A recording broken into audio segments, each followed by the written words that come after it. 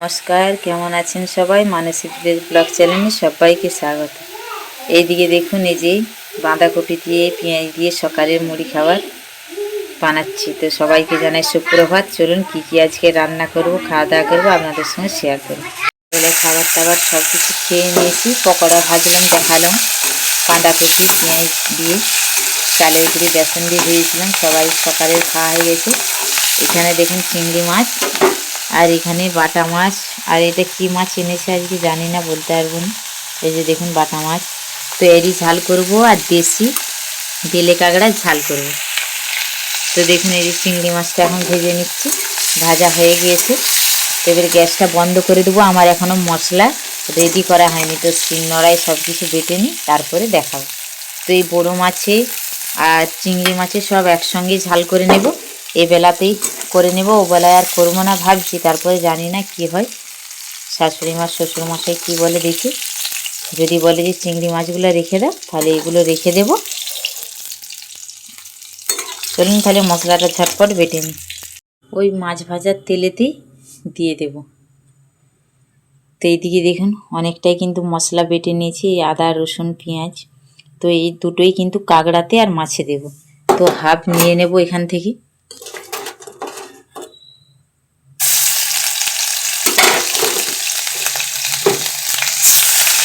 এই হাফটা নিয়ে নিলাম, এটা মাছে দেব। আর 3-4 কুচির মতো টমেটো দিয়ে দেবো। তো একটু কাঁকড়াতে একটু টমেটোটা বেশি দেব।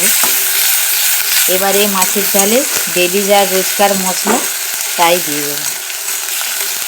তো অনেকেই জানেন আমার ছোটো বাচ্চা, তো আমার বাচ্চাকে এখন নিয়ে আমি কোথাও বেড়াতে যেতে পারছি না, সেই করে সেরকম খুব একটা ভালো ব্লগ ভিডিও আমি দিতে পারছি না। তবে ইচ্ছে আছে, যা যদি যায় আপনাদের সঙ্গে শেয়ার করব। ছোটো বাচ্চার জন্য শাশুড়ি মা শ্বশুর মতো আমাদেরকে রেখে দিচ্ছেন। তবে ডেলি রোজকার মশলা দিয়ে দেবো। তো একদমই সবগুলোকে ভালো করে একদম খুব সুন্দর করে ভেজে নিয়েছি, যাতে না কাঁচা গন্ধ ছাড়ে। এবারে দিয়ে দেবো স্বাদ মতো লবণ। দিয়ে দিচ্ছি স্বাদ মতো লবণ। দিয়ে দেবো হলুদের গুঁড়ো পরিমাণ মতো।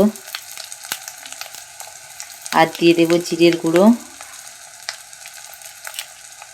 দিয়ে দিচ্ছি জিরের গুঁড়ো। এবার দিয়ে দেবো লঙ্কার গুঁড়ো। তো মশলাটা যাতে না পুড়ে যায়, সামান্য একটু জল দিয়ে দেবো।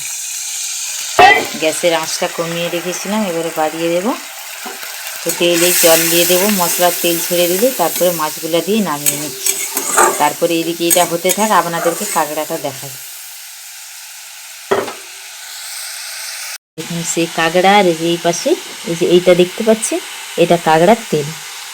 তো এই যে দেখুন দেশি কাঁকড়া। তো এটা 200 কাঁকড়া, 200 না 250 ছিল, আমি ঠিক জানি না। সকালে আমাদের এখানে একজন কাকিমা রয়েছে, দিয়ে গিয়েছিল। তো মা বেছে দিয়ে গেছে। দেখুন তো এটা ঝাল করছি।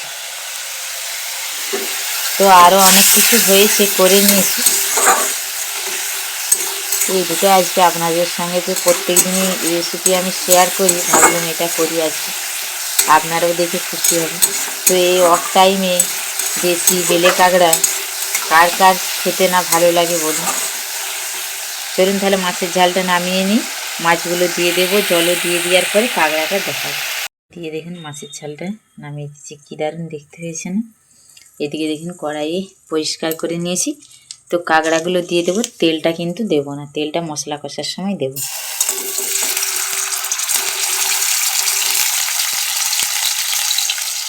তো কাঁকড়াগুলো আমি এবারে দিয়ে দেবো একটু সামান্য পরিমাণে লবণ আর একটু হলুদ দিয়ে দেবো।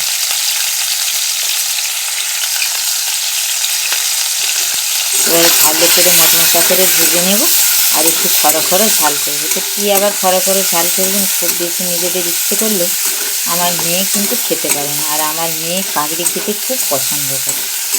তো চলুন ভেজে নিই। তেমন করে আর কাঁকড়ার রান্নাটা শেয়ার করতে পারিনি, ছেলে আড়ি করেছিল, ক্যামেরা করতে দিচ্ছিল না। এই দেখুন কাঁকড়ার ঝাল, দুপুরে শীতের দিনে গরম গরম, এখানে মাছের ঝাল। তো চলুন খেয়ে নিই, খেয়ে নিয়ে দেখা যাচ্ছে।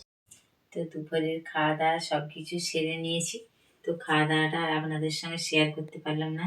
ছেলে এত বায়না করছিল যে মা ফোনটা দাও, তো আমি ক্যামেরা করতে পারছিলাম না। খেয়ে দিয়ে ছেলেকে একটু ঘুম পাড়িয়েছিলাম, সব কিছু বিকেলের কাজ সেরে নিয়েছি, সন্ধ্যাও দেখিয়ে দিয়েছি। তো চলুন মেয়েদিকে একটু ছেলে মেয়েদিকে খাবার খাইয়ে নিই, দিয়ে পড়তে বস করাবো। এখনো মেয়ের পরীক্ষা বাকি আছে। তো নার্সারি স্কুলের পরীক্ষা হয়ে গেছে প্রায়, তো আর দু একটি পরীক্ষা আছে। আর প্রাইমারি স্কুলে এখন এই আজ থেকে পরীক্ষা শুরু হয়েছে, তো ওকে একটু দেখাবো, রাত্রে রান্না বান্না করবো। তাহলে চলুন, যাই হোক ভিডিওটা এখানেই শেষ করছি। আপনারা ভালো থাকবেন, সুস্থ থাকবেন, সাবধানে থাকবেন।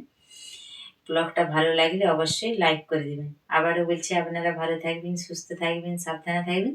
খুব শিগগিরই দেখা হচ্ছে পরের একটা ব্লগে।